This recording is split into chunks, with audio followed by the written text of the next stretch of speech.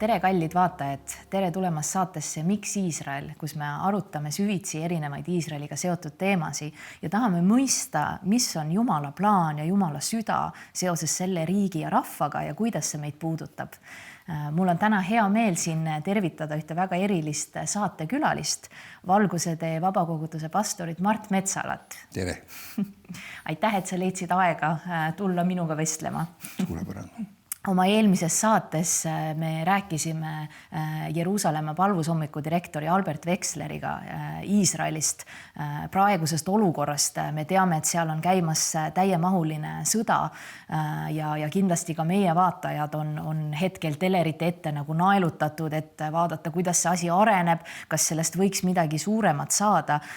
Kuidas sina tajud praegust olukorda, ütleme, kas see on see suur asi, on see midagi, mida niimoodi karta või jälgida?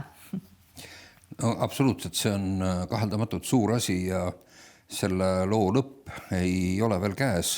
Selles mõttes, et sellist asja on lihtne alustada, aga seda kassi kotti tagasi panna ei ole enam nii lihtne. Sest see ei ole enam ühegi osapoole totaalse kontrolli all.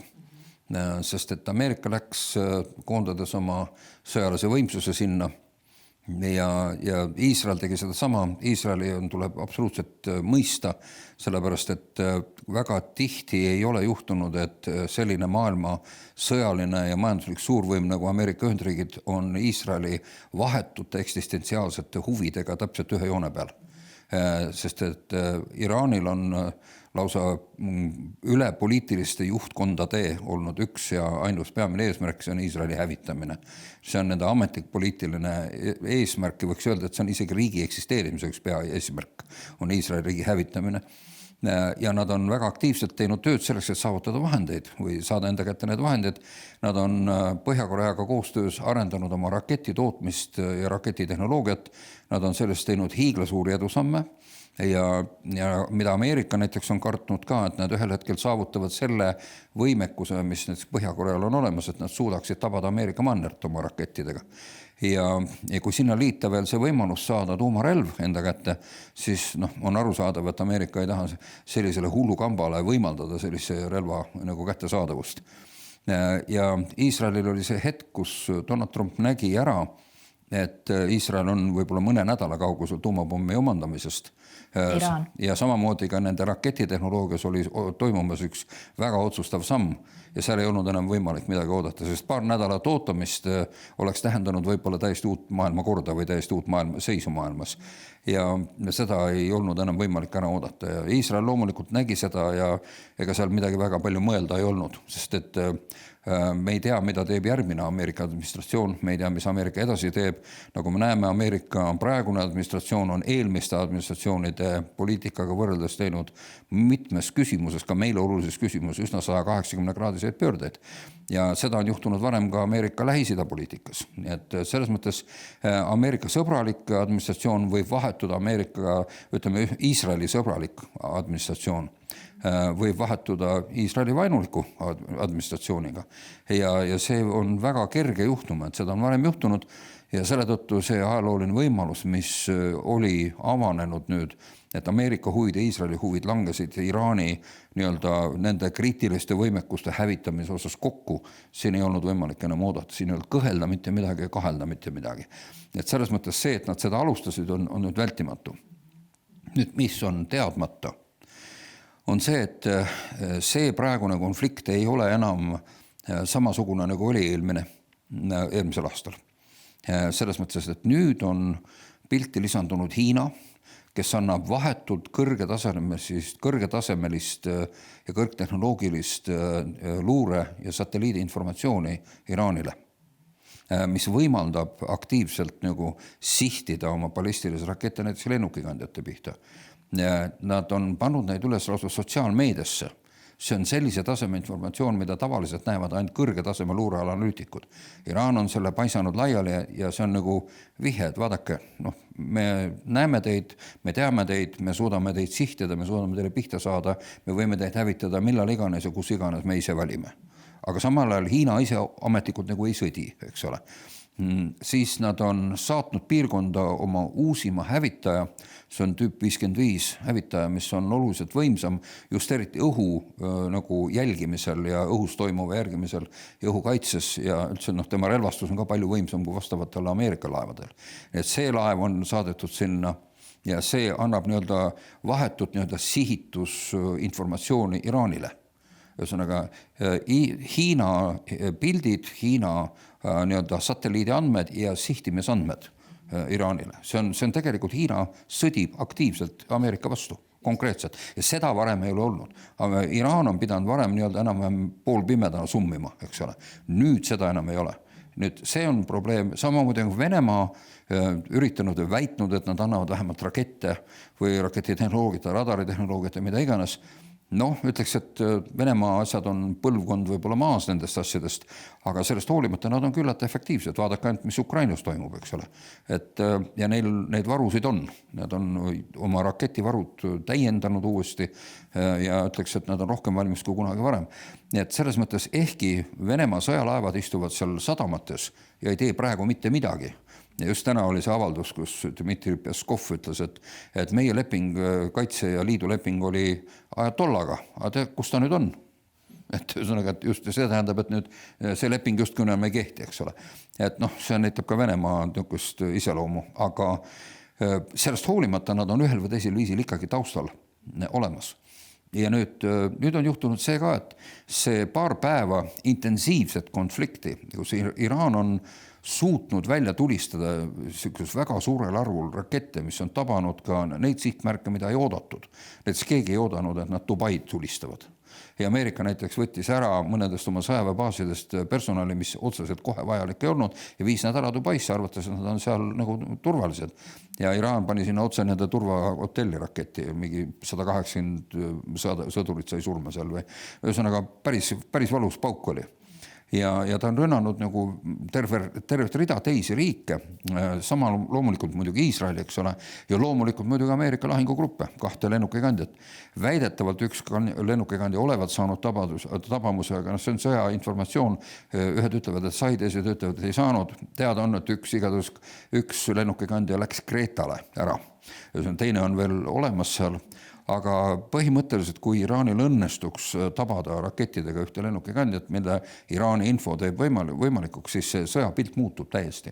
Muutub ka lennukikandjate funktsioon, muutub ka pilt muide Lõuna-Hiina meres tänu sellele, sest seal on Taiwani küsimus üleval ja seal on otsene küsimus, kas Ameerika sõjaline laevastiku võimsus saab vastu Hiina raketi ja laeva tõrjevõimekusele. Ja Hiina on need kaardid nüüd mängu pannud ja nad praegu testivad oma tehnoloogiat reaalses sõjalises olukorras just nimelt Ameerika tehnoloogia vastu, eks ole, et näha, mis see siis tegelikult väärt on. Et see test käib ka parajasti, et ameti niimoodi, et Hiina ametlikult ei sõdi, eks ole. Et niimoodi päris tõsine asi on. Ja nüüd on juhtunud ka see, et kuna Iraan on suutnud sellise hulga rakette välja lasta ja nüüd on Iisraeli tõrjevahendid hakkavad otsa saama ja Ameerika laevastiku tõrjevahendid hakkavad otsa saama ja ladudes ei ole enam ka kuigi palju. See tähendab, et mindi sõtta uskudes, et sellest esimesest paarist hirmsast paugust piisab, selgub, et ei piisa. Ja kui Iraan ütleb, et mehed, me alles alustasime nüüd ja kui palju teil tunnelites ladustatud rakette on, seda keegi ei tea.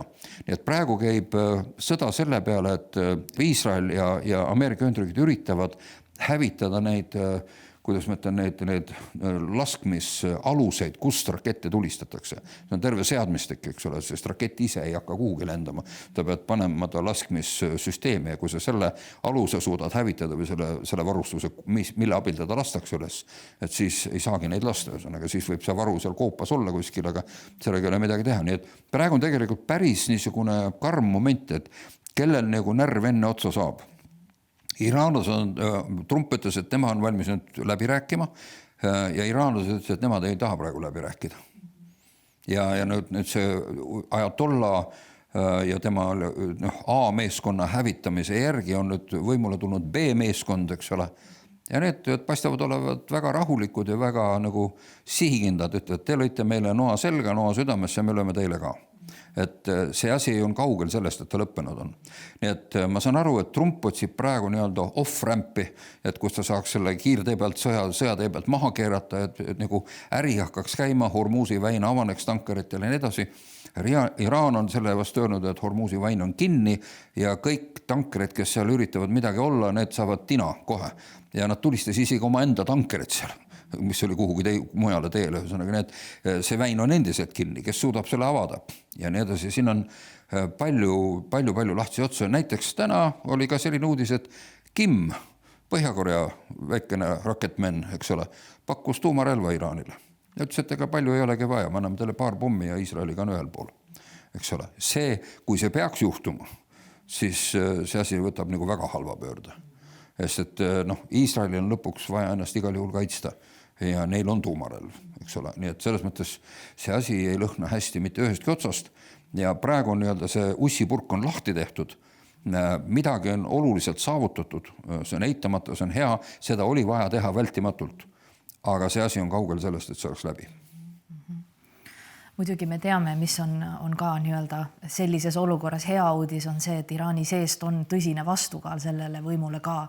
Et ilmselgelt see ei paista, et see ilma lahinguta seal midagi nii-öelda otsustatakse, aga vähemalt see potentsiaal on olemas, et sellist vastukaalu teatavasti ei ole ka niimoodi varem tõusnud, et siin on tegelikult üks oluline asi, mida selle asja hindamisel üks viga, mida ei tohi teha. Paljud vaatlejad on kohelnud Iraani nii-öelda režiimi kui poliitilist nähtust. Aga see ei ole poliitiline, see on usuline nähtus. Ja ütleme, poliitilise kamba või mingi partei sa võid hävitada ja ta võimult minema lüüa, asendada mõistlikuma kambaga ja ongi korras. Aga see Iraanis ei ole nii, sellepärast, et see on usuline asi. Ja seal lööd ühed mullad sealt eest minema, tulevad järgmised ajad tulla tasemele ja kogu lugu. Seal nagu väga palju ei muutu. Ja suur osa rahvast päriselt ongi olnud selle sama liini peal, mida see režiimi tipp esindas. Üks suur osa rahvast jälle ei ole. Aga nüüd ütleme, kõik riigi jõustruktuurid siiamaani on ikkagi endise režiimi poolel. Selleks, et seda murda, ma ütleks, et vaja vähemalt kodusõda. Et siin on vaja aktiivset relvastuvat vastuhakke või midagi niisugust. Ma saan aru, et Ameerika ei taha oma sõdurite saapaid Iraani pinnale maha panna ja ka Iisrael ei taha seda, sest see on väga kauge lahinguväli ja nii edasi, see on keeruline asi ja see tähendab kulud ja ohvrid läheksid läbi igasuguste lagede. Aga mis aitaks Iraani sisemiselt seda olukorda tekitada?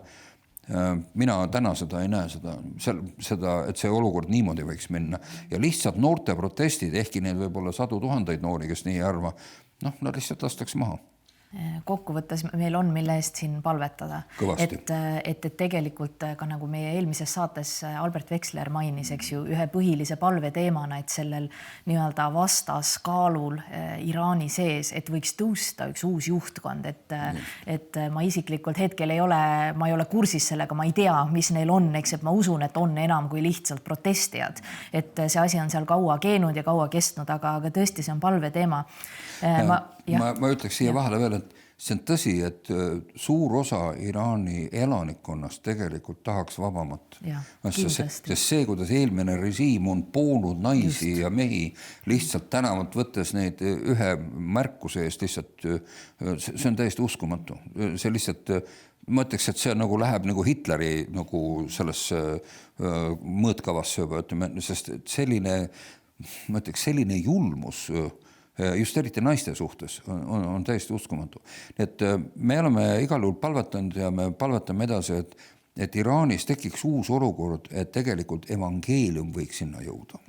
Ja siit me tegelikult jõuame nagu sügavamale selle sõja tegelike põhjuste juurde, et see ei ole mitte ainult poliitiline, majanduslik või lihtsalt enesekaitsesõda, see on palju sügavamate põhjustega sõda. Ja, kas sa avaksid seda teemat rohkem, kuidas sa näed seda, mis siin tegelikult toimub, et ka meie praegusest jutust ilmselge on see, et see ei ole piirkondlik sõda, et ta on nii-öelda, siin on seotud juba kõik nii-öelda maailma suurimad võimud ja ütleme see potentsiaal, et see asi eskaleerub, on reaalne ja nii-öelda on selles mõttes, mida karta, aga nagu sa just mainis, et tegelikult siin taga on nagu midagi veel enamat, midagi täiesti, ütleme, mis puudutab meie usku, meie väärtusi. Kuidas sa näed seda sõda nagu selles tasandis? No esiteks me peaks ütlema, et kõigepealt Iraan sellise kujuna, nagu ta on olnud sellise nähtusena, ta on tegelikult maailmas üks kõige halvemaid nagu igasuguse jama põhjustajad. Nemad on ju rahastanud Hamasi ja Hezbollah'd. Nemad on relvastanud, välja õpetanud, rahastanud neid, eks ole. Nemad on rahvusvaheliselt toetanud nagu väga suurt hulka erinevaid terrorirühmitusi ja liikumisi, eks ole. Nemad on olnud väga suures osas ka Ameerika äärmuslaste nagu õhutamise asjade taga. Nad on muidugi Iisraeli vastased ja kõik nii edasi. Aga see, kui palju raha nad on pannud välja igasuguste, ütleme, moslemi agenda edendamiseks maailmas ja otsese nagu terrori ja kõige muu kordasaatmiseks on ikka täiesti hämmastav. Samamoodi nad on tugevas liidus olnud venealastega ja nad on seal, ka samuti Põhja-Koreaga, aga need on režiimid, mis on maailmas ühed kõige nii-öelda tumedamad režiimid üleüldse. Nüüd, ometigi, ega Araabia riigid nüüd eriliselt Iraani ei armasta. Seal mingid armastust nende vahel kaduma läinud ei seal ole. On kas või see sunni-shia telg, et Iraan ajab oma messiaanlikku missiooni, eks ju, et teised naftariigid teatavasti, nad on ka religioossed. Saudi-Araabia on väga religioosne riik, aga ta ei ole, tähendab, seal kindlasti on ka radikaal, eks, aga ütleme sellisel kujul eksportida mingisugust islamlikku revolutsiooni, sellise asjaga nad ei tegele, nad on pigem selle vastu. Mitte riiklikul tasemel. Jah, just. Aga nüüd, mis on oluline selle juures on see, et ütleme, selline äärmuslik islami versioon tulevikust, see on tegelikult, me võiksime öelda, et see on, kui me vaatame Iraani ühiskonda, mida see siis nagu täide panduna, milline see ühiskond on, kui see visioon teostub. Ja nüüd võrdleme seda nii-öelda lääne demokraatia ja teatud määral vabaduse ja kõigi isiku ja kodaniku vabaduste ja kõigi nendega, siis see on ikkagi väga radikaalselt teine asi. Ja nüüd siin põrkuvadki tegelikult kaks vaimsust ja kaks vaimu. Sest et lääne tsivilisatsioon on rajatud judeokristlikele väärtustele. Ja siin ei ole vaielda midagi, tähendab. Sellepärast, et see kõik, mida me inimõigustena mõistame, see isikuvabaduste, kodanike vabaduste, kas või demokraatia asja, see kõik on rajatud judeokristlikele väärtustele. Iraan ja ütleme selline äärmus muhamedlus ei tunnista praktiliselt ühtegi neist. Ja ta on nüüd nagu, ta on äärmiselt inimvihkajalik ja mõrvarlik süsteem. Loomulikult ma ei saa kuidagi öelda, et kristlus ajaloolased ei ole sooritanud mingeid jälkusi ja mõrvu ja nii edasi, aga võrreldes seda nii-öelda see mõrva protsent islami ja kristluse vahel, siin ei ole millestki rääkida. Kristus on nagu suhteliselt vaga talleka võrreldes sellega. Aga nüüd me tegelikult vaidleme ja võitleme täna selle üle, milline saab olema tuleviku maailma. Sest et kui islam saab oma nii-öelda jämeda otsa enda kätte ja ütleme kui Euroopa jätkab oma enda identiteedi hävitamist, nagu teadlikku hävitamist ja mitte midagi tegemist ja sellise samasuguse islami äärmusluse sisulist toetamist, nagu näiteks Inglismaa teeb kõige oma seadustega, mis on täiesti, mulle täiesti käsitamatu, nagu inimesed on hulluks läinud. Sellepärast, et nad isegi on võtnud topeltstandardid juriidikas kasutusele, et muhamedlaste äärmuslased, islami äärmuslased võivad teha ja öelda asju, mida briti kodanikud ei tohi teha.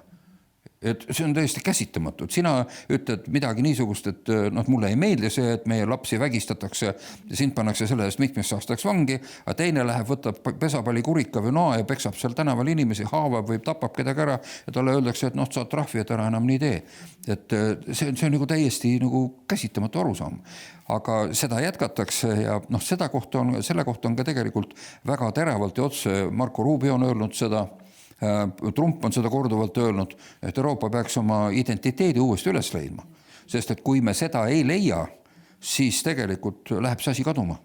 Ja siis, et me oleme silmitsi tüüpidega, kellel on äärmiselt selgelt defineeritud identiteet. Ja absoluutselt igas riigis, kuhu need tüübid on läinud, nad on hävitanud kõik kohalikud usundid, tapnud lihtsalt puhtaks riigi kõigist teistest. Väga hea näide on näiteks Liibanon, mis oli kristlik riik.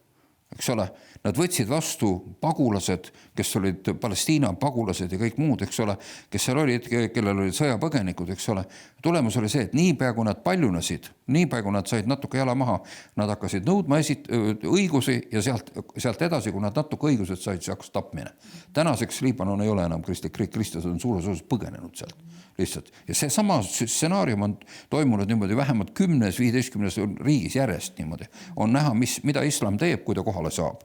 Ühesõnaga, et nagu minu meelest on öeldud juba enne, et nad kasutavad ära lääne demokraatia antud õigusi ja vabadusi, eks ole, ja et saada jalg ukse vahele, aga kui on jalg ukse vahel, siis on teised jutud juba, siis on juba hilja, rong on juba läinud. Et me ei tohi nagu selles osas nagu kuidagi ennast petta ja selles mõttes me peame ka Eestis ja Euroopas siin väga selgelt vahet tegema, et kui sa sellele koletisele annad sõrme, siis on rong läinud. Ja, just nii. Kui sa mõtled selle peale, nagu me teame, et Euroopa tsivilisatsioon on ju rajatud nendele judeokristlikele väärtustele, mis nagu ma küsin niimoodi, et kuidas, mis juhtus või ütleme, kuidas see nii-öelda asi ukse vahelt sisse sai, mida siin on siis nagu aastakümnete kaupa tehtud, et täna nii-öelda ilma võitluseta, ilma relvadeta saab tulla mingi teine vaimsus või liikumine ja lihtsalt ühiskonna üle võtta. Et kuidas, see on suur küsimus, aga kus sa näed nagu seda, kus see nõrk koht on nii-öelda või kuhu? Selle taga on tegelikult üks väga konkreetne plaan. Selle taga on maailma ühendamise plaan. Me võime rääkida erinevatest liikumistest ja ühingutest, kes sellega tegelevad.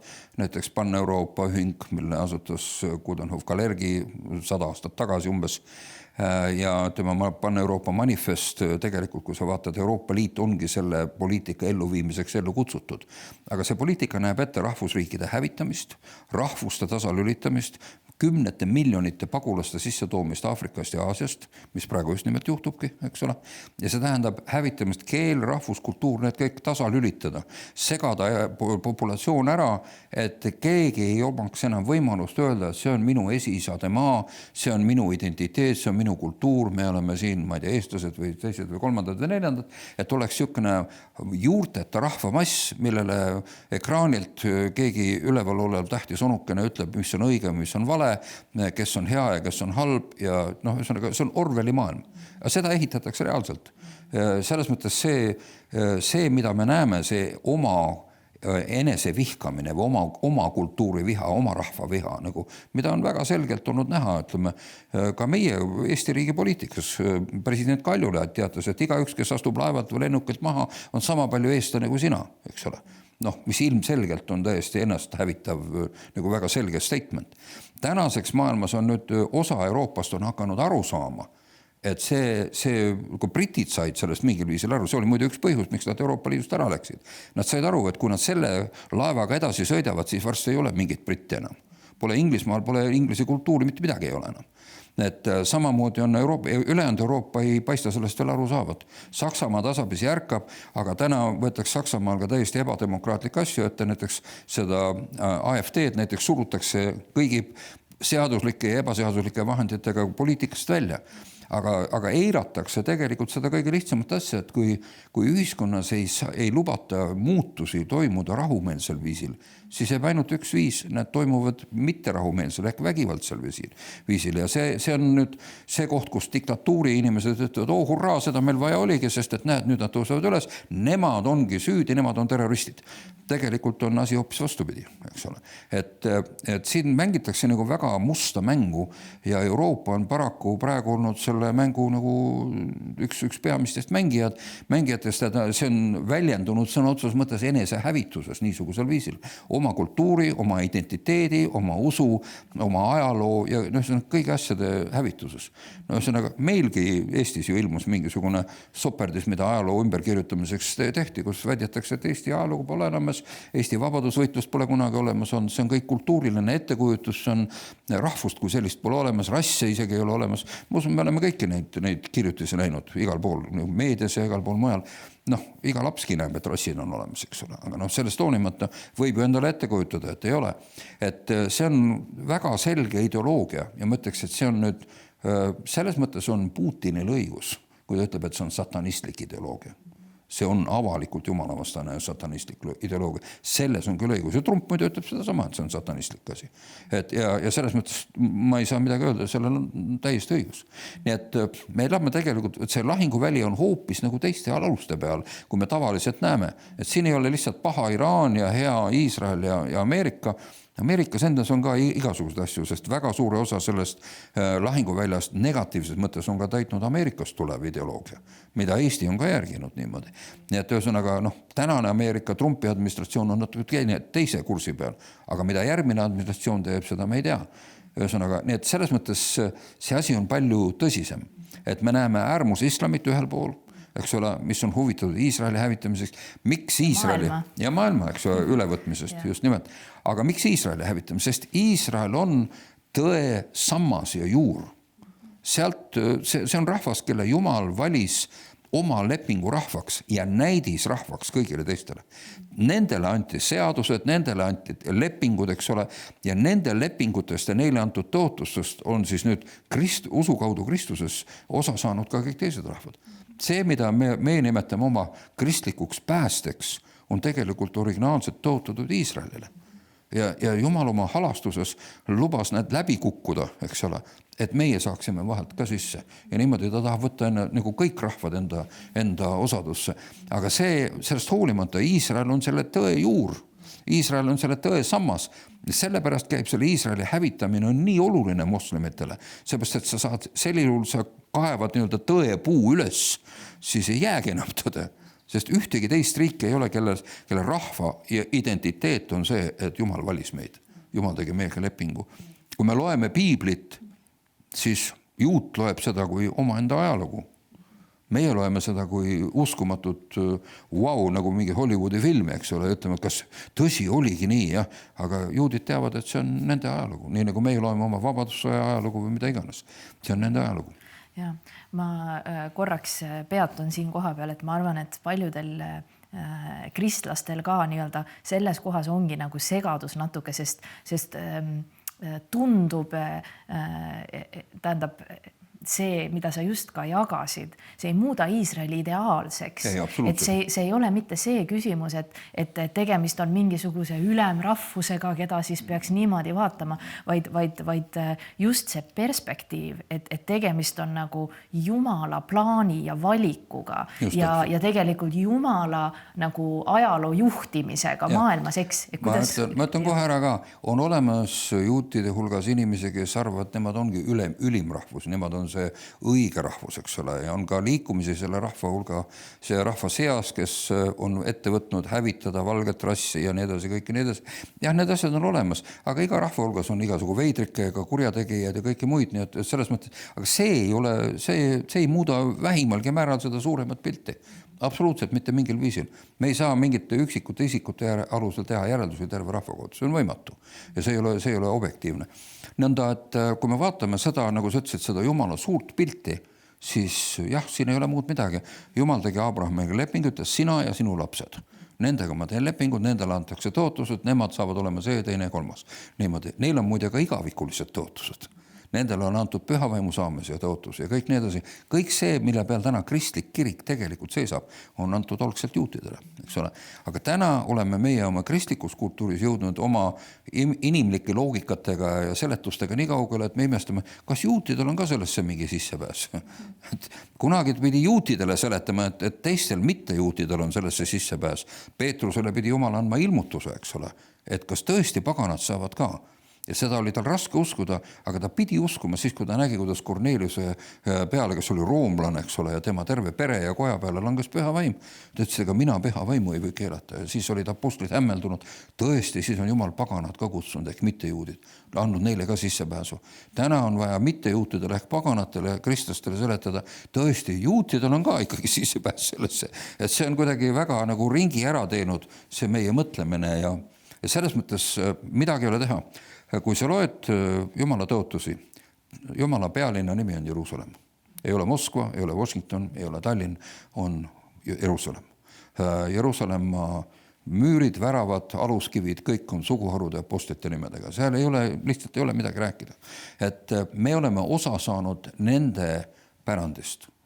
Ja see on põhjus, ainuüksi juba see põhjus on, miks me peaksime olema tänulikud nende suhtes. Ja seda ütleb Uus Testament hästi selgesti, et meie oleme pookeoksad ja meid on poogitud nende õlipuu külge. Ja me seisame selle usu kaudu. Kui nemad hakkasid ülbitsema Jumala vastu, arvama, et nad ise on nii kõvad, siis nad lõigati maha, eks ole, ja ta ütles, kui meie hakkame ülbitsema, siis lõigatakse meid ka maha. Et selles mõttes meil on väga-väga selge seisund, kuidas see asi peaks olema. Ja seda enam on täna arusaadav, et kui me näeme, kuidas Iisraeli rünnatakse, Iisrael ei ole ainult see tänane administratsioon, Iisrael ei ole ideaalne riik ja nii edasi, maailmas ei olegi siin ideaalseid asju, aga need põhilised vaimulikud tõed, need on sambana paigas ja seda ei liiguta. Et seda ei ole võimalik liigutada. Kui me nende asjade vastu läheme, siis me hävime. Aga kui me neid toetame, kui me toetame Iisraeli, nagu kirjas on, kes sind õnnistab, on õnnistatud.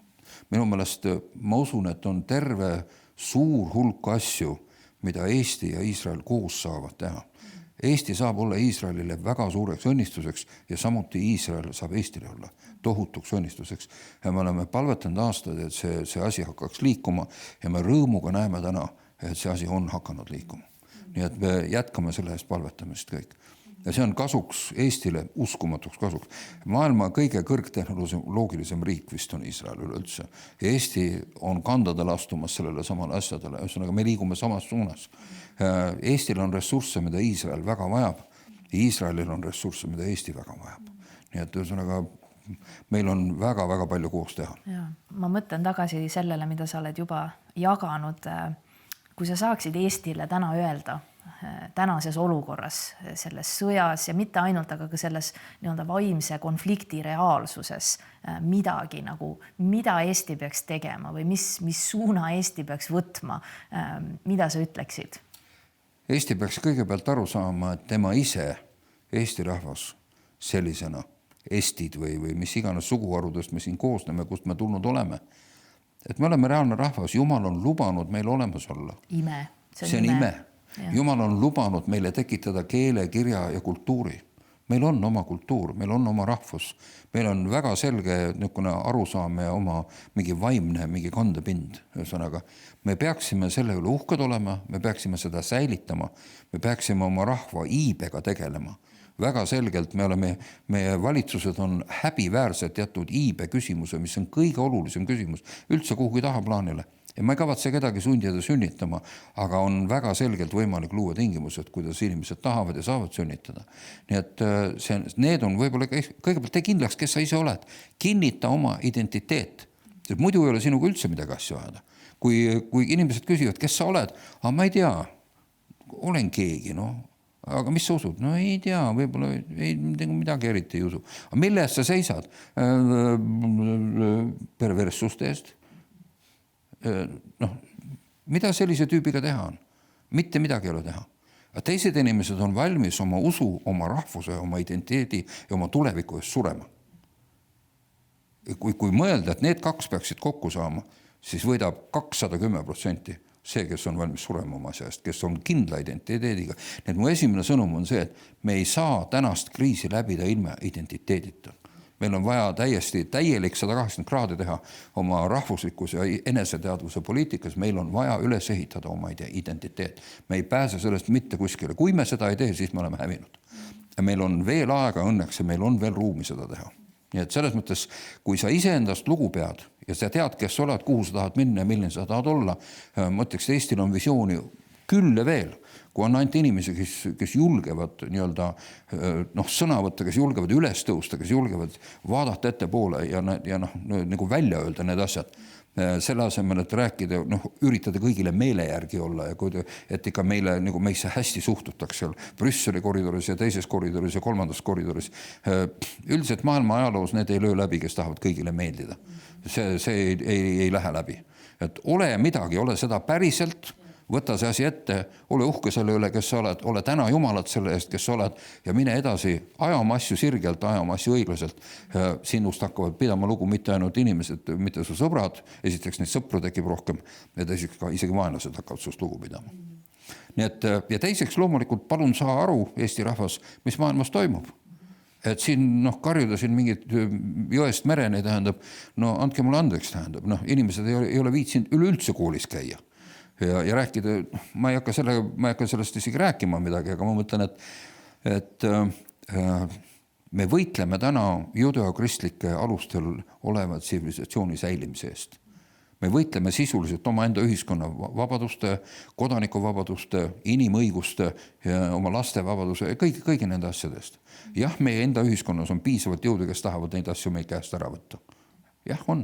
Aga igas ühiskonnas on kurjategijad ja nagu nii-öelda igasuguseid tüüpe, haigeid tüüpe ja nii edasi. Nii et me peame lihtsalt vaatama, keda me valime ja kuidas me valime ja kristlad ei saa siin lihtsalt tugitoolus öelda, et meie ei tegele poliitikaga. Minu mõttes see Kuku raadio loosung on väga ilus. Kui sina ei tegele poliitika, siis tegeleb poliitika sinuga. Ja asi ongi nii lihtne. Et me peame valima ja me peame väga selgelt hoolitsema muide ka selle eest, et meie valimissüsteem kannataks kriitikat, sest tänane ei kannata. Nii et selles mõttes meil peab olema legitiimne võim ja me ei saa valida tüüpe võimule näiteks, kes lubavad sulle valimistel ühte ja tegelikult, et seda me tegime nalja, me hakkame hoopis midagi muud tegema. Need sellised valimised tuleks tühistada hoobilt, sest niimoodi ei saa, nii ei ole. Et me peame igal juhul ka oma riigis hakkama nagu väga selgelt kehtestama reaalset korda. Ei saa olla niimoodi, et ühed mängivad mingite reeglite järgi, mida pole olemaski üleüldse, aga kõik ülejäänud peavad mängima reeglite järgi. Niimoodi ei saa olla, niimoodi ei tule mitte mingit tulevikku. Nii et kui need asjad korda tehakse, mõtleks, ja neid on võimalik korda teha, sest suur osa enamik rahvast tahab, et nad oleks korras, siis mõtleks, meil on väga palju tulevikku. Meil on väga-väga palju tulevikku. Ja ma ei mõtle, et kõik selles tulevikus, millest mina räägin, ei pea olema kõik kristlased. Ei pea olema kõik mõtlema täpselt ühtemoodi ja nii edasi. Piisab, kui need alused on paigas. Ja siis on vabadus olla kõigil täpselt sellised, nagu nad just parasti tahavad olla. Aga sellisel juhul ei materdata kedagi maha, ei ole ka näiteks, millest president rääkis oma vabariigi aastapäeva kõnes, ei ole arvamus kiusu enam, eks ole, et on õige arvamus ja mitte õige arvamus, eks ole. Ja muid selliseid asju. Meil on kõvasti võimalik tööd teha ja meil on ka tänu Jumalale, nagu Jumalalt antud võimalusest seda teha. Nii et meil on tegelikult väga, väga palju teha. Nii et, aga selle kõige keskel ärme kaota silmist. Jumal ütles Iisraeli kohta, kes teda õnnistab, see on õnnistatud, kes teda näeb, see on neetud. Põhimõtteliselt on jutt Jumala korrast, Jumala väärtussüsteemist ja temast enesest. Ja. Kuidas sa näed kogudust kõige selle keskel? Kogudusel on täiesti kriitiline võtmeroll selles asjas. Kui kogudus ei võta sõna, ei räägi asjadest nende õige nimedega, siis ei ole üldse millestki rääkida. Kes siis peaks seda tegema? Ega ometi Eesti 200 hakka sellest rääkima. Midagi ei ole teha. Et see on koguduse ülesanne ja kogudus peab sõna võtma, siin ei ole midagi teha. Kogudus peab oma, ma ei taha seda kristlikus televisioonis öelda, aga oma mehelikkus üles leida. Midagi ei ole näha, nii on. Võib-olla see on see küsimus tegelikult, ma ütleks, et võib-olla igaüks isiklikult ka kuuldes sinu sõnu, mida sa just ütlesid, ongi see, et me peame ise teadma, kes me oleme. Täpselt. Et me ei saa oma häält tõsta nii-öelda, kui sa ei tea, kes sa oled tegelikult, sa ei ole, ütleme, meil on olnud võib-olla mugav elada sellises mullis, kus meie õue peal ei ole sõda justkui. Meil on meil on ka raskused, aga ütleme, teatud plaanis meil on üks niisugune heaolu mõõt ja me saame oma elu elada, oma asju ajada ja lihtsalt käiagi oma ringi ja mitte huvitudagi sellest, mis me ümber toimub, eks. Aga võib-olla hakkabki see asi sealt, et igaüks ise peab endalt küsima seda, kes ma siis lõpuks olen. Ja mille nimel ma elan. Just. Sest praegu on meiega mängitud seda mängu, et okei, me võtame teilt nagu isikuvabadusi ära. Me kontrollime teid, me jälgime teid, me salvestame teid, me jälitame teid ühesõnaga. Aga sest ei ole midagi, me teeme seda teie heaolu nimel. Aga sa võid endiselt võtta uue autoliisingu ja korteriliisingu ja kõik nii edasi. Sul on ju kõik hästi, saad aru. Aga kui me lähme tagasi, Adolf võib öelda tagasi, see on täpselt see, mida mina ütlesin. Ja täpselt nii ongi. See on täpselt see, mida tema ütles. Võtame natuke vabadusi ära ja ka sellist kõigi ühiseks huviks ja kaitseks ja nii edasi. Me ei tohi lasta ennast uinutada nendes asjades. Absoluutselt kindlasti mitte. Et see, et ma saan korteriliisingu, autoliisingu ei ole minu elu mõte. See on tore ja see on hea ja ma olen igati selle poolt, aga kallis rahvas, see ei ole elu mõte. Elu mõte on hoopis midagi muud.